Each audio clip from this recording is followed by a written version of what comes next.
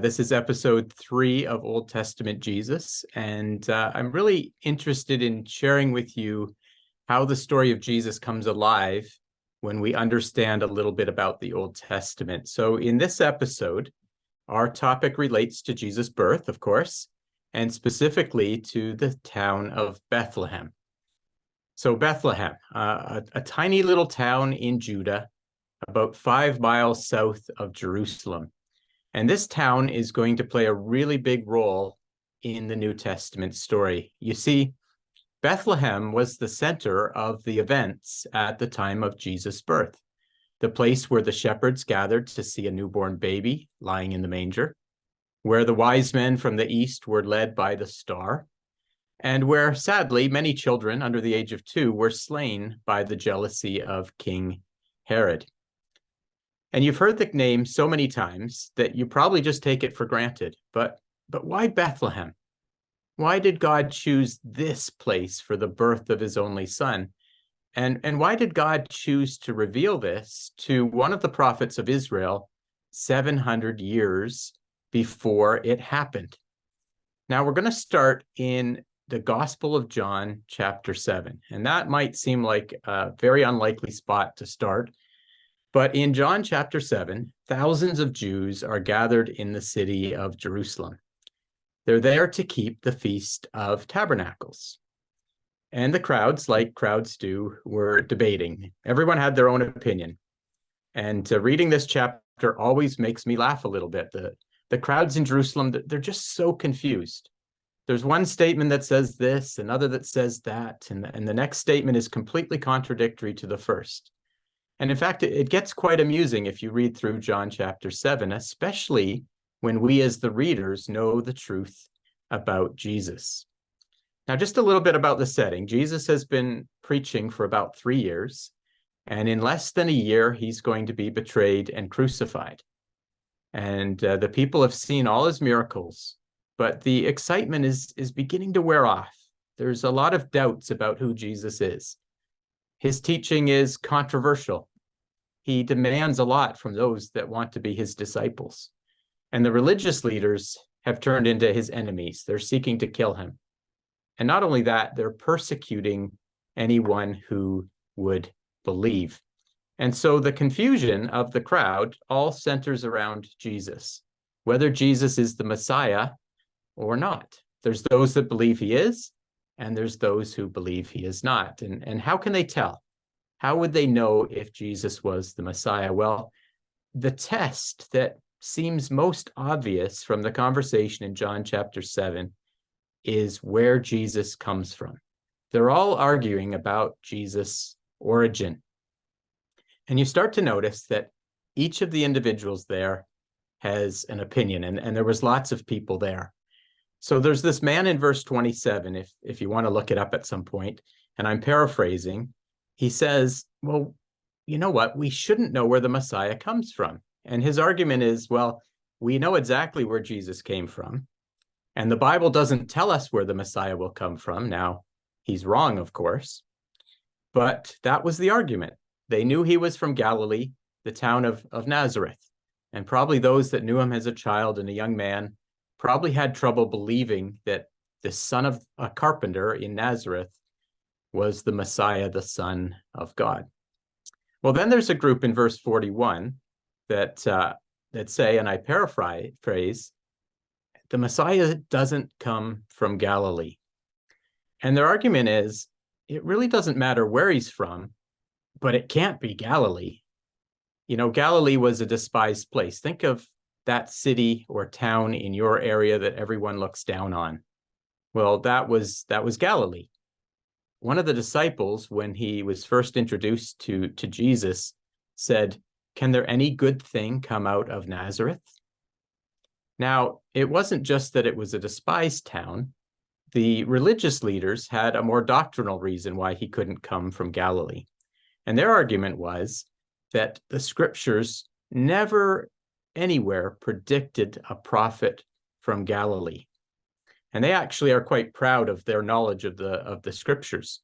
And they talk about the people as being cursed because they don't know the law like they did. Now, here's the most incredible part, is that that group that earlier said he doesn't come from Galilee, well, they made another statement. They said, the Messiah comes from Bethlehem. The Bible says so. And they're absolutely right. But the ironic thing is that somehow they don't know that that is exactly where Jesus was born.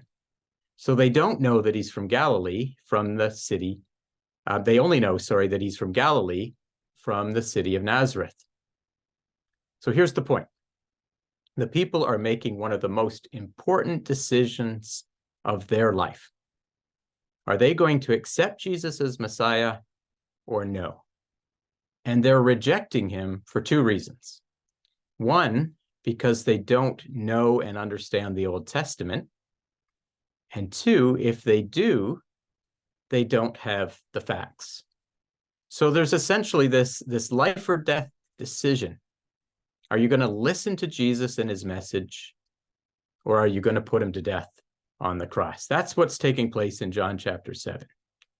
Now, just stop for a minute and imagine that the Messiah, or Jesus Christ, was going to return to the earth in our day. Imagine that the Messiah came today and you didn't recognize him. Now, that's not as far-fetched as it seems. The Bible actually says that the same thing is going to happen again, just like it did 2,000 years ago. I'll come back to that at the end. But if we go back to our story about Bethlehem, the closest that any of the crowd on that day in Jerusalem came to the truth was the group that said the Messiah would come from Bethlehem.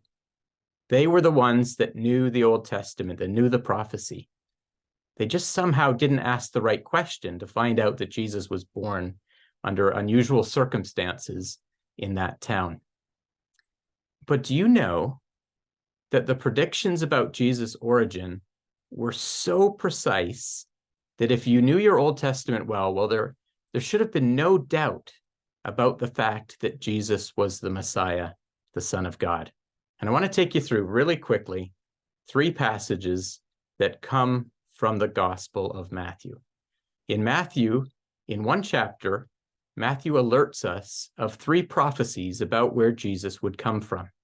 And I want to take you to the very first. Now, remember that there were wise men that came from the east.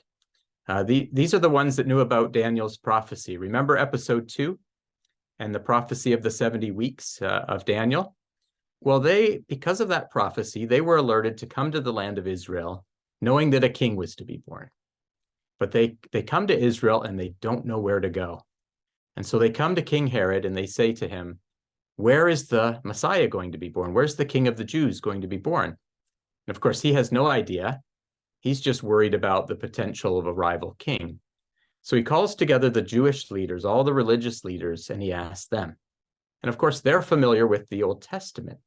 And they tell him that the Messiah is to come from the family of King David and is to be born in Bethlehem. So here's a map of the land. This is the city or town of Bethlehem. And in Matthew chapter 6, we're told, thus it is written by the prophet, and that would be the prophet Micah, thou Bethlehem in the land of Judah art not the least among the princes of Judah, for out of thee shall come a governor that shall rule my people Israel. So the religious leaders knew from this verse that the Messiah would be born in Bethlehem.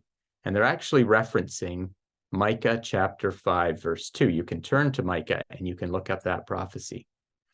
But Matthew goes on to tell us 2 more things, 2 more prophecies about Jesus' origin. So you keep reading through Matthew chapter 2, and you learn that Jesus and his parents fled to Egypt, just for a short period of time.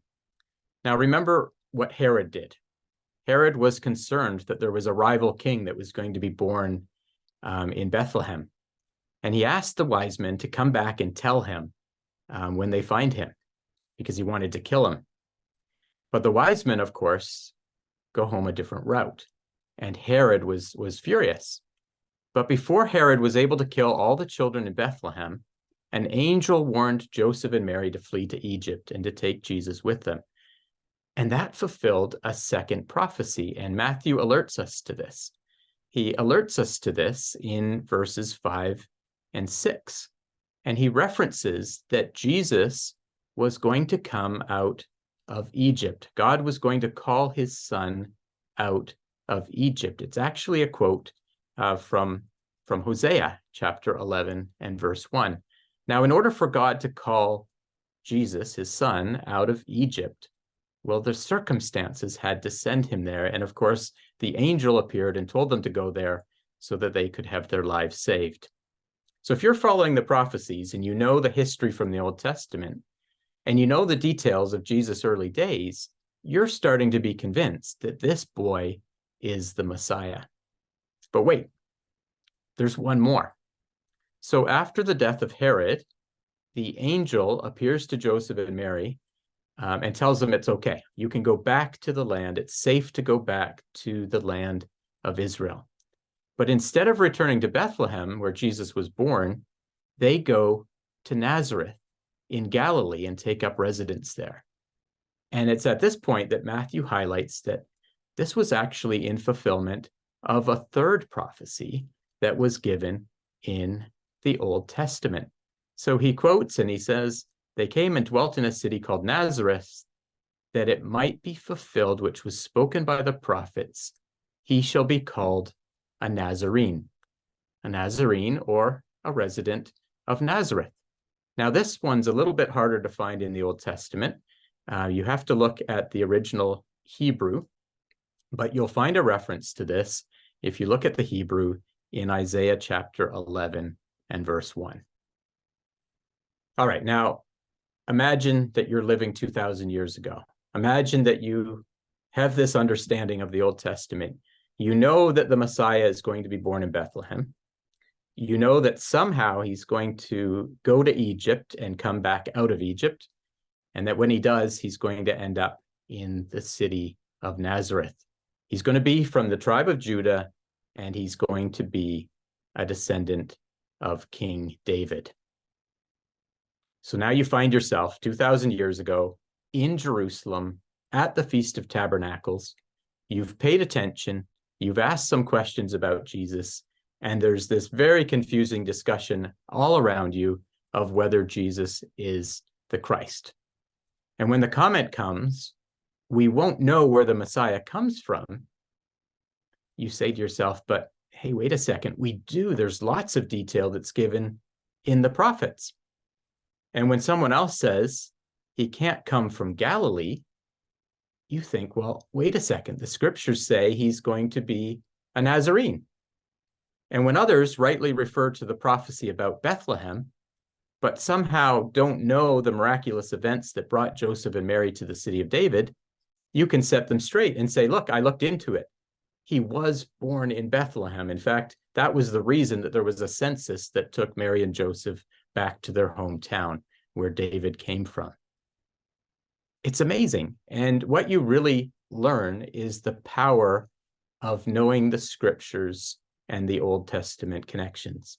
And really, if you lived at that time, it could be a matter of making the right decision about Jesus or making the wrong decision, and like the leaders, putting the Messiah to death. Now, the thing is that the Bible tells us this scenario is going to play out again. When Jesus returns to the earth sometime soon, he's going to become king. He's going to build a temple, and he's going to defeat the powers of the world. And he's going to ask the people of the world to become his subjects. All of this is prophesied in the Bible. So what are we going to do when that happens? Are we going to recognize Jesus and accept him? Or are we going to misidentify him and reject him as the religious people did 2,000 years ago? Because the Bible tells us there will be some who, when Jesus comes, will reject him. They won't recognize him. They won't understand that he's the Messiah. They're going to do the exact same thing that some of the Jewish religious leaders did 2,000 years ago. And they're going to do that because they don't know the scriptures. And so there's a real importance of knowing what the Bible says and what it doesn't say. But I just want to finish off with the story of Jesus' earliest days. It's a remarkable portion of Jesus' life. Jesus is just a child, and yet even in the first 2 years of his life, its details are completely woven into the Old Testament. It's a marvelous journey that we get to follow. And the question becomes then, well, why Bethlehem? That's the question we started with at the beginning of our session. Why this tiny little town in the middle of Judea? Well, of course, it was to fulfill the prophecy of Micah chapter 5, verse 2. But there's a little bit more. It wasn't just to fulfill that prophecy. It was what the prophecy said. You see, the city of Bethlehem was one of the least consequential in the nation. Jesus wasn't destined to come from Jerusalem, the capital. He wasn't born to the family of the high priest. He was born in a poor, inconsequential town in a manger. But Bethlehem did have one claim to fame. It was the city of King David, because Jesus was born to sit upon David's throne. And so by having Jesus born in Bethlehem, the Bible is basically telling us to go back and to look at the Old Testament and to look at the life of David. It's one of those prompts that careful Bible readers are given. And if you keep reading the Bible, you'll start to see all these prompts for yourself. God is telling us to go back and to look at the first king who was born in Bethlehem, David, the shepherd king of Israel, the man after God's own heart. And if you stick with us, that's just what we're going to do in the rest of our session.